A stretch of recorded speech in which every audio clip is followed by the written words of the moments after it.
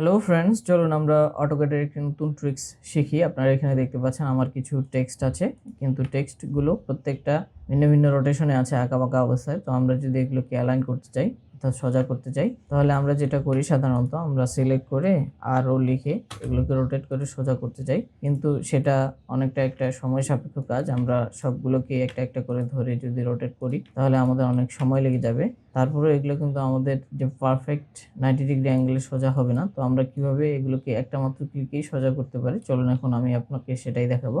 সেটা করার জন্য আমাদেরকে ছোট একটা কিবোর্ড থেকে কমান্ড দিতে হবে। আমরা দিব TOR লিখলে আমরা নিচে পেয়ে যাব টরেন্ট নামের একটা কমান্ড। তো আমরা এই টরেন্টে ক্লিক করে দিলে আমাদেরকে সিলেক্ট অবজেক্ট করতে বলবে। আমরা অবজেক্টগুলোকে সিলেক্ট করব, দেন ইন্টারপ্রেস করব।